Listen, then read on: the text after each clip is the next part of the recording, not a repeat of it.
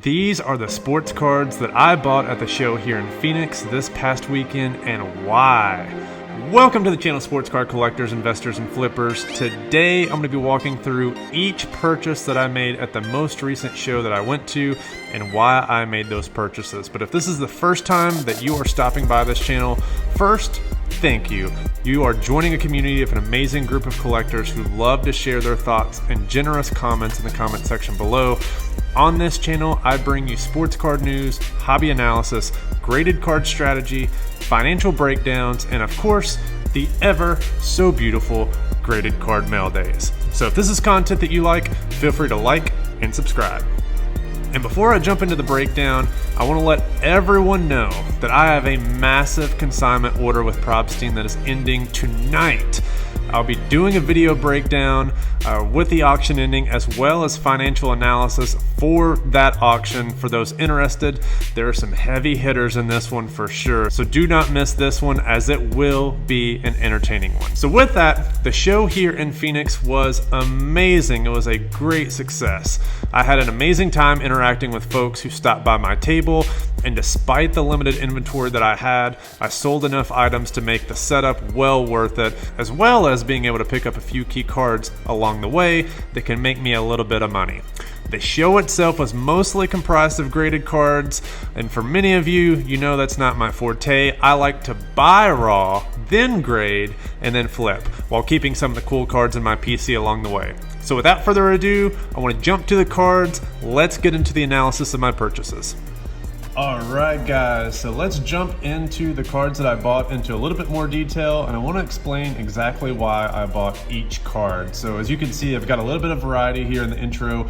There's some high end as well as some low end. So I'm going to be breaking down everything here in this video, and it's going to be in the order that I made the deals. So it's not in any type of a different order. So the first deal that came to my table, this is one of my good buddies who stopped by. I actually met him at one of the previous shows, and he said he was coming to this show specifically, and I was interested in a lot of stuff that he had. He had some other high-end items, but he ultimately didn't want to sell those, and I obviously didn't want to force him to. He had a Burrow and Witt Jr. Chrome autograph. He had an Anthony Volpe Chrome Sapphire autograph. So he could have been persuaded, but I also don't want to persuade somebody to sell something that they don't want to sell, so I didn't do that. I just ended up getting this haul here. So basically, just walk you through the things that I ended up picking up. Altogether, this right here was right around $2,000 total. I can't remember if it included this or not, but that's the next card. So Julio Rodriguez and the Patrick Mahomes. We ended up coming to around $750 for this. So looking at comps for the raw Mahomes, you can see these, they go in the 600s, some of them go as high as 800s, but the reason why I ended up pulling the trigger on this is because a PSA 10 of this is about a $1,500 to $1,600 card. I feel like I'm pretty comfortable figuring out what a gem mint card looks like. And the PSA 9 has a relatively low floor. So in the event that I don't grade or this card doesn't come back a PSA 10, I'm going to be relatively safe. So again, PSA 10's in the 1,500 range. I think I'm going to do pretty good. I can even submit that at the regular order and be fine. Julio Rodriguez, he's the big guy that everybody's talking about, or could be talking about after Bobby Witt and after Wander Franco. It is a little bit off center, top to bottom, so this may not be a gem mint card. But I ended up getting this just as a throw-in to kind of make the deal. I think that he had said around $40 for this. He said $700 for this. I said, you know what, I'll do you a solid and pay you more. I'll pay $750. How about that? Because I think that's kind of fair. And whenever I'm doing deals with folks, I want to be completely honest and transparent with them. I don't want to get one over on them, because ultimately we're all in this together, and I'm willing to pay a fair market price. I don't want to screw somebody over, especially, if it's somebody who, everybody that I interact with, I want them to be part of my community and be repeat traders and buyers and sellers. And I don't want to pull a fast one over on anybody. So to me, he gets the value that he wants. I get the value out of the grading aspect. So I'm fully okay with taking on that risk. Next card, this one was a difficult card to comp. So as you all can see, this is a beauty. This is the Mike Trout Topps Chrome Red Wave Refractor number 2 of 5. So yeah, he is the one owner in this. I think he said he either pulled this out of a box himself. So it hasn't seen the light of day, which is great. Very difficult to comp this card. We ultimately came to a sale value of $500 for this. That's right around where, so this is the 2000 version, 2020, sorry. We saw previous versions, 2021 or 2019, that were doing a little bit different. So I want to say 2021 did right around 500. There were some other comps like the Topps Chrome Black Red Refractor that sold in the 430 range. There were some other sales maybe in the 600 range. So we settled right around 500, which I'm pretty happy with that overall. And then last but not least, Masters of the Mound Autograph Red Parallel, Shohei Ohtani. This is from Luminaries. So we didn't see an exact sale for this. This is the Red Parallel. I believe it's numbered to 10 or 15. But we did see a 2020 version of this, and they were selling in the 700 range, something like that. So I wanted this to throw in. Luminaries usually grades pretty well. I haven't really graded many of them, but I've seen a lot of them. They grade out pretty well. So we're going to end up scratching this guy off, and we're going to get an on-card autograph of Shohei, or at least I think it's on-card. So all together, you all can see that's like what, 700, 750, 500. And then I ended up getting these also for that 750 price. So this is right around 2,000. And so I think I paid 2,000 for those. And then this was a separate transaction. I'm remembering now. After the fact, he said, oh, I got a Bobby Witt buried in here. So he pulled it out and I took a look at it. And my immediate thoughts are, you can't find this card centered anywhere. And yes, it's an SGC 9.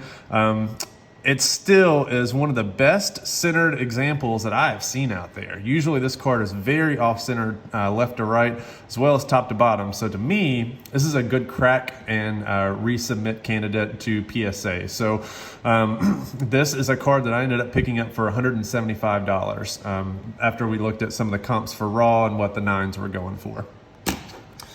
All right, so that's kind of the high-end stuff. The first Saturday of the show, I was rocking my Patrick Mahomes jersey. So, of course, if anybody had any Patrick Mahomes stuff, they would bring it over to me, although most people weren't selling Mahomes. But there was one dealer who was like, I see that you have a jersey on. What do you think about these? So he also had the parallel McCole Hardman, the ticket version, numbered to 17.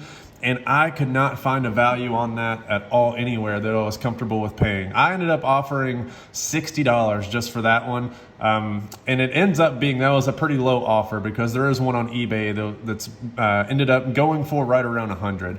And I didn't see it. I was just looking at completed sales. Ended up settling on the McCole Hardman, both of these together. So I got both of them for $40. This red ice parallel, I like that it's red on red. This is just a cheap card, but the big ticket item to me was the rookie ticket contenders autograph. And it honestly does look like it's in pretty good shape. So I'm expecting with Tyreek Hill being gone that there's going to be some other receivers who step up in Tyreek's role as that ZX receiver. So other people are going to get more targets. And yeah, we brought in Juju Smith-Schuster. We brought in MVS. We're likely going to probably draft somebody in the draft. But McCole Hardman is still relatively young, rookie in 2019, as you can see here. I'm thinking that he's probably going to get a couple more catches and touches. So getting these together for $40, I was pretty comfortable with.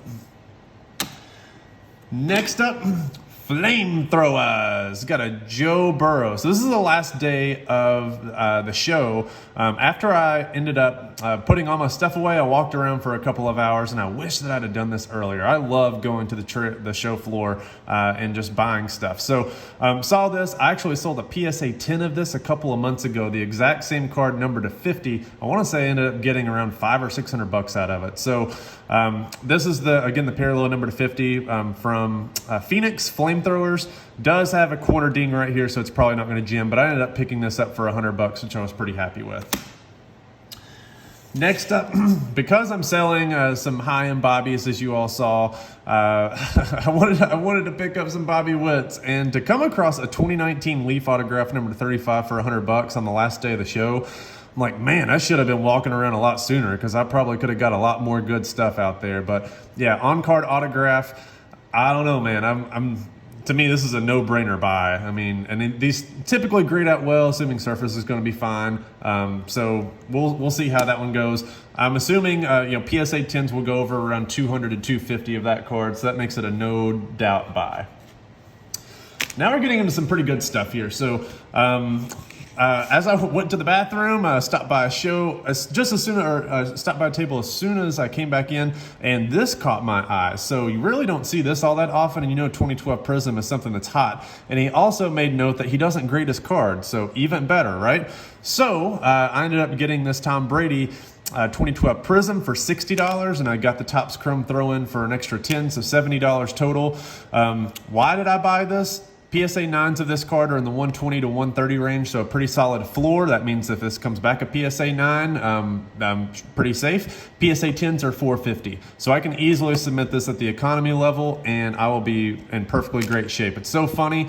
This dealer was at the very entrance to the show, so this card was seen by tons of eyes, and still nobody saw that value, which to me is really interesting. It just shows if you hyper focus on niche areas and specific cards, markets, and values, you can find value that other people's don't see. And likewise, there's likely other value out there that I didn't see that others did see. So just another reason why you need to hyper focus into what you're collecting, know the market, and you'll still find value out there. So after that, the same dealer also had these. And I saw this Mahomes, and he's like, I really don't want to sell that. I'm way over comps on it. So I left and I came back, and I was like, what would it really take for you to get to pry this from your hands? He quoted me 600. And if you look at comps, that's pretty high. And then the Steph Curry, he had it 200. And again, that's pretty high. But again, he said he doesn't grade his cards. He did, take this Mahomes out of its sleeve and let me take a look at the surface. It does have a spot right here that I think is going to be able to wax off, or at least it's going to be able to with a microfiber cloth, I'll be able to take off. Steph Curry also looks pretty good. Again, PSA 9 Steph Currys, these are in the 250 range, so it's a pretty solid floor. The Mahomes, I'm really shooting for a gem. A gem mint for this card would push it over $1,000. A PSA 10 of the Prestige is going to be right around $400 or so. So I ended up getting both of these together for $500, which this is an overpay based on comps, but I see the value in getting both of these graded. And at worst, I think that I can break even if both come back as 9s. But otherwise, obviously, I'm looking for 10s. If one of these ends up 10ing, it should very well pay for the entire purchase. And then after that, we went dumpster diving for prospects. So ended up getting the prospects that I'm going for. They're low-end cards in the cheapest possible price. I mean, this is exactly what I love. This is what I love. I mean, there's basically no risk here, and it is all cheap cards of the top prospects, which to me is awesome. So went to a dealer who had a ton of prospects, and he had them arranged by top 100 players. So he knew who the top players were. So I went through there. I went through the Anthony Volpe list. I went through Nick York. Really didn't see a whole lot from the other prospects. So I got a list together and gave them to him, and he started adding them up, and he said, how about $10? And to me, that was fantastic. If you look at PSA 10s for the Anthony Volpe paper, we're probably, looking maybe around 100, a little bit less, a little bit more. I haven't seen the comps. But if you look at even what Jason Dominguez paper goes for, Bobby Witt Jr., Wander Franco, now obviously Volpe's not there yet, but he's probably going to take that next step, or at least a lot of people think he is. He's the #1 prospect for the Yankees, top 10 prospect overall. And to get these elite parallels, I've been paying $20 to $25 a piece for these guys. So parallel number to 100, another parallel here number to 250, and this is the Optichrome version. I did also get the Nick York Prism Silver parallel. So all of these for $10, I see a ton of value here, especially whenever PSA Bulk comes back. Even if I have to pay $20 to $25 to get these graded for the gradable examples, this more than pays for the $10 investment. So I am super, super happy about this purchase. And again, we do need a couple of gems to come back, but even at raw card prices, I think that I'm doing pretty good. The last single card that I ended up buying was this that I stopped by. This is the last 5 minutes of the show. Again, I saw this in a display case, and I don't know why people are not higher on this guy. I have been looking to buy one of these on eBay for a while, and I just couldn't find one pop up. So this is his Bowman's Best Franchise Favorites autograph from 2020 Bowman's Best. It is numbered to 250. So whenever I asked the seller what he would take for this, he was like, meh, 15 bucks. And me knowing what this card goes for, said yes. So $15 for a card that routinely sells above $50 raw, I'll take that any day. This is better than the regular Bowman's Best of 2020 insert that you typically see. This is the Franchise Favorites, again, numbered to 250. So if you're a bit as big of a believer as I am in Nick York, I mean, this is a no-brainer buy, especially whenever you see what the raw card versions sell for. Not a lot of gem comps out there, but again, this is a card whenever bulk comes back, could easily be over $100, $150, $200 per card. It's something that I could probably send in right now at economy and still make money on, given how cheap that I got the card. But that's not the last thing that I bought, guys. The very last thing that I bought, again, going back to that same dealer who I got the Brady's and the Mahomes and the Curry, who said he doesn't grade anything, he had this binder, this amazing binder of goodies, and inside, it's full of nothing but Tommy Brady's. And I ended up getting this for right around $2.70 a card. So there's around 180 Tom Brady's in here. I said, how much will you take for the full binder? And he said, make me an offer. So I went through here, counted everything up, and I made him an offer of right at $500 cash. So I ended up getting a bunch of Tom Brady's here that all I really need is just for one or two of these guys to be gem mint. As you can see, there's some parallels or some inserts that have Manning and Brady. Those typically do really, really well. There's some Gronk cards, older playoff contenders cards in here. I want to say the oldest Brady's in here from 2005 and 2006. And there's some also newer stuff in here that's really not worth anything at all, especially some of this Michigan stuff. But overall, really all I need is for maybe two or three of these cards to be gem mint, especially from the right sets. And we are doing very, very, very well on this. Honestly, I wish that I could have gone around and bought this type of stuff earlier, because a lot of people see this as trash. For me, this is another man's treasure. Again, this is just amazing going through here and trying to figure out which one of these cards will be gem mint. As you can see, a lot of these are from condition-sensitive sets, so there may not be a lot of gems in here. But just looking at a couple of them, I'm very confident that I can find a couple of gem mint cards in here to really make this worth it. And at the end of the day, even if it's only me paying right around $2.70 for Brady base cards, I'll take it. I mean, that's something that I can easily move, at a show elsewhere. So pretty happy with this. Overall, this is a very, very good purchase. You can see there's a ton of just base tops, contenders, older Fleer cards, rookies and stars from pre-Panini releases. Yeah, this is a good purchase. I'm very, very happy about this. This is probably one of my favorite purchases of the show. But overall, that's pretty much what I have. So spent a couple $1,000s at the show, and I'm hoping to turn that into a couple thousand more. Let me know what you all think down below. Is this something that you all would like to, the type of stuff that you all buy? What is it that you all buy whenever you go to shows? Again, I go mainly to buy cards and grade them. So that's pretty much my focus. I'm not really looking at players to invest and project out into the future. I really want to buy gradable cards. So I think that I'm still seeing opportunity for that at sports shows, and I wonder if that's what everybody else does. So let me know what you all think down below. Overall, the show was awesome. It was great to meet and catch up with a lot of friends and fans of the channel who watch. Overall, it's a huge success. So let me know what you all think down below, and we'll see you next time.